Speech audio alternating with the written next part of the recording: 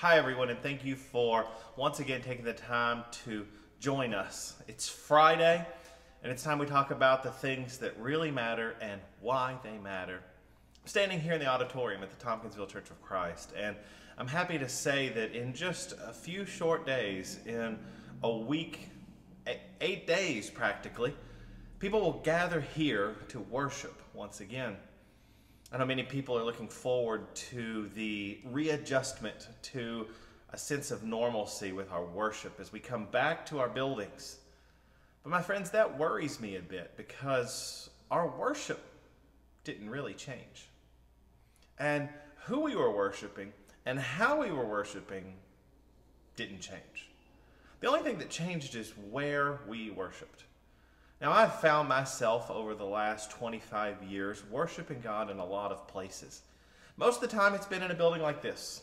Most of the time, you've done it as well. But I've also worshiped God at a campfire, surrounded by hundreds of teenagers.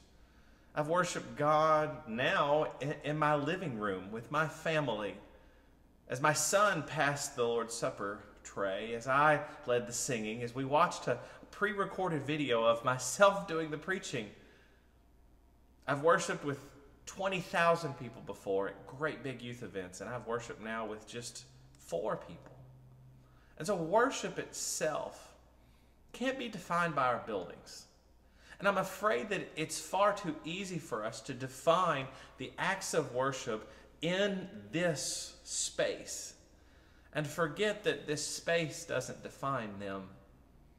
In John 4 and verse 24, Jesus is talking to a Samaritan woman at a well, and Jesus tells her something that many of us can quote from memory. He says that God is a spirit, God is spirit, and those who worship him must worship in spirit and in truth. That word worship there, it's found 54 times in the New Testament, and it's the Greek word proskuneo. It means to kiss. It also talks about falling on knees, being prostrate and bowing down. It's the same words used in Matthew 2 and verse 2 when the wise men traveling from the east show up in Jerusalem and say, "We have come here to worship the one who is born, the King of the Jews." It's the same word used throughout Revelation when it talks about those heavenly creatures and those fallen saints worshiping and bowing down around the throne of God. Worship is an act. It's the physical embodiment of a heart's growing appreciation for what it is God has done, and now obedience to what God asked in return. In John 4 and verse 23, the very verse we read, right before the one we just read, Jesus says that his Father in heaven is looking for true worshipers. Now, if there are true worshipers, then that would imply that there are also false worshipers. Maybe a better word is those who worship in vain. In Matthew 15, verses 8 and 9, also found in Mark 7, verses 6 through 8, Jesus talks about people who are vain worshipers. And he said, this people, and he's talking about the Hebrews. He's talking about those who are staring him in the eye. They honor me with their lips, but their hearts are far from me. In vain, now they worship me, teaching as doctrine the commandments of men. To be a true worshiper of God, you have to know who you're worshiping. You have to know how to worship him, and you have to know why. And in that John 4:24 passage, Jesus gives us insight into what true worshipers look like. 3 things today. First and foremost, true worshipers feel the need to worship. Psalm 14 and verse 1 says, "The fool has said in his heart, there is no God." And it's hard to look around any place in this world and say, I get it. This came from nothing. No, it came from something. It came from God. It came from his wisdom and his knowledge and his intellect. And it came by his power and his work. We should feel the need to stand in awe of God. We should feel the need to bow down in his presence. And we should feel the need to worship the one who has given every good and perfect gift. The one who didn't just make us in his image, but is daily creating us to live more and more in his image. And the one who said, I go to prepare a place for you. And when I come back, I'll take you there with me. For a true worshiper to really make these acts count, they must feel the need to worship. But secondly, they must know that worship is something that's set apart from everything else in this world. It's sanctified, you might say. Not everything we do is worship. You know, you go back to Genesis 22, I believe, and it says that Abraham left their camp and traveled to the mountains of Moriah to offer Isaac as a sacrifice. It implied a distinct separation from everyday life to now what? To this life. Worship should be set apart. An act that is unlike anything else, that gets attention nothing else gets. Worship is special. And stop cheapening it by thinking it, alongside of everything else, is just a part of your life. No, worship should be one of those foundational moments that other things give way to. Third, worship, and I think this is a key that has been debated and discussed. Worship contains standards. Standards that define it as acceptable. You know, the Jews introduced idolatry into this world, into a relationship with God, you might say. And the prophets were, for centuries, reminding them that you have abandoned God. You have turned your back on him. You have been the one who rejected him. In the New Testament letters that the Apostle Paul wrote, that Peter wrote, that John wrote, that James wrote, that they were constantly correcting the church and their, let's call it what it is, their lack of judgment when it came to worship. 1 Corinthians 11 is probably the best, when they're talking about the Lord's Supper and how some in Corinth had made it common. Paul said, no, this isn't common. So we have standards in the New Testament for what worship should look like. And before we even get to that, I'm going to tell you why the New Testament example is the only example that matters for what you do today. First and foremost, many people want to use the Old Testament as a pattern for our worship. They specifically tend to do this when it comes to the implementation of instrumental music. Well, David and so many of the Jews worshipped with music. Why can't we? Well, because you also don't observe the Sabbath and travel to Jerusalem to offer sacrifices and leave a 10% of your crop sitting out for pilgrims to take. If you want to worship according to the Old Testament law, embrace every single act of the Old Testament law and its worship. Stop saying only one part could matter. Some of you also say, well, look, heaven describes worship. So what if we just worship like they do in heaven? Well, okay. You want to worship like they do in heaven? All of you who are married, stop being married. Because Jesus says in Matthew 22 and verse 30 that in the resurrection, in the world to come, they are neither married nor given in marriage. See, you can't pick and choose the worship that you want to be acceptable. We live in the New Testament. That means from Matthew to Revelation, we're given what? Instruction and guidance and example for what our worship should look like. Now, I'll give you the credit that the spirit part of worship should resemble from Adam to the end of Revelation and to today the same. But the truth of the worship is different. They worshiped in a way we don't. We worship in a way they didn't. And because they were told that's how they can worship, they were correct. And because we're told how we should worship, we can be correct. My friends, if God is truly the object of our affection, who receives that kiss, that proskuneo, who we bow down in front of, then the bottom line is that we will ask what he wants before anything else. And we will not worship any man who comes before God. And you want to know something that matters here? That includes you. I've been disgusted in my years as a minister when I hear someone walk out of worship service and say, well, that wasn't the best service. When I've heard people complain either online or anonymously, you know what, we need to receive more from worship service. No, because worship service is not about receiving, it's about giving. And if you're not giving in worship, my friends, why'd you even show up? Worship is about you bowing down, you kissing. It's not about you being kissed and someone bowing down to you. God is the object of our worship, and if that's the truth, then what God has said worship looks like is what we should do.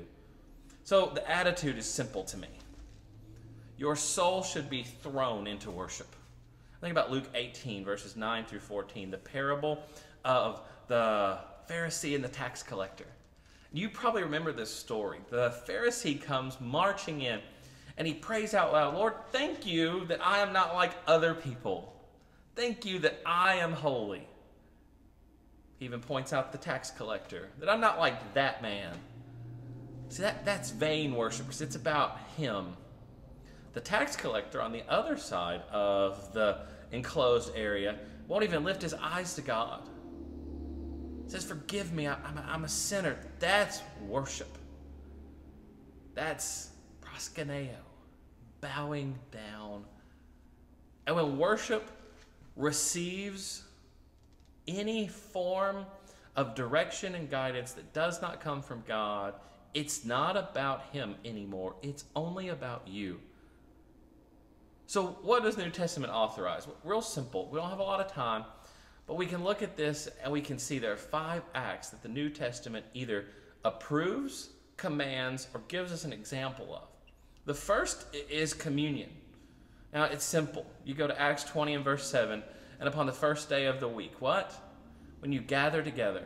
You think about Jesus with his disciples before he died on the cross saying that when you partake of this, you get all kinds of instructions throughout the New Testament about how you partake and what that partaking means. And when you gather together in remembrance of the Lord and his sacrifice, you partake of what he told us we could partake of, the fruit of the vine and the unleavened bread. That's easy. Second big act of worship that we see of the 5 is singing. Ephesians 5, verses 18 through 20 says that we are to what? We are to gather together. We are to sing psalms, hymns, spiritual songs, encouraging one another. And we are to make melody with what? Not with our voices, not with our instruments, but we are to make melody with our hearts. And you know what? I run into a very serious problem in the church because I see a lot of people today who base their worship in song upon how well they hear it here. And they're not concerned with how well God hears it there. It's not about the quality of the voice. It has nothing to do with the music and the melody that's being played. And shame on you for thinking that how it sounds here is how it sounds there. If there's no melody being made here, and this isn't the instrument being played, then my friends, you're worshiping in vain. Third big act of worship we see is that of prayer. 1 Timothy 2, when Timothy is instructing Timothy about leadership in the church, he talks about how I want men to pray where? In every place. In worship, men to stand up and pray. Now, obviously, women are going to pray as well, but you think about 1 Corinthians 11. They're to be praying how? From a secondary position, not a leadership position. It's not about quality. It's about reverence and respect for what God has asked. The fourth big act of worship is that of teaching. 2 Timothy 2 and verse 2, Paul once again tells Timothy to commit to faithful men the things that you have been taught so that they may do what? That they may be able to teach others. You go back to Acts chapter 2 and that very first Lord's Day and the preaching that received that response of what shall we do? And finally, there is, of course, a contribution. And, you know, the contribution gets a really bad rap because those who are wanting to attack the church think that we're greedy and we're money hungry. No, the contribution is a reflection of where your heart is. Jesus said, where your treasure is, there your heart will be also. So are you generous to the work of the church? Are you generous to the benevolence and to the outreach of the church? Do you see that Jesus Christ was benevolent? That he fed those who didn't follow him? That he cared for those who didn't always respect him? That he healed those who ran from him? So the church has a responsibility to collect, 1 Corinthians 16 and verse 2 says, so that we can distribute to those who need it. if the head, Jesus Christ, gave, then we must also. So we collect to give. That's worship. It's worship in a nutshell.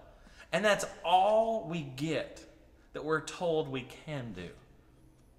So if worship is truly about God and He is genuinely the object of our affection, if you're bowing down and you're kissing proskuneo, His hand, not the preacher's hand, not tradition's hand, if you're bowing down in the presence of God, my friends, stop confining it to this room and worship wherever you are at the Lord's Day in these acts with an attitude that says, I pour open my soul and I bow down. There's a song we often sing, here I am to worship, here I am to bow down, here I am to say that you're my God. I'm grateful that we'll be able to do that here soon in this building. But what I don't want you to forget is we've been doing it at home as well. And we can keep doing it at home. Worship is not about this building. And it's not about your building. It's about our relationship with God. So let's come back and let's make it about what we're doing. Let's not make it about who we're doing it with. Let's make it about who we're worshiping, not who's worshiping alongside of us. And let's remember that the only thing that matters in worship is that it's given to God on His terms, in the way He's asked, and it's given with an attitude that says, you're the one I bow down to. No one and nothing else right now. Thank you for watching. I pray this has been a blessing to you, and I'm excited that we'll be coming back together soon, and I can't wait for it. I know you can't either, but God has been good to us. May we never forget that, even though we've been inconvenienced. Have a wonderful day. It's been great to be with you.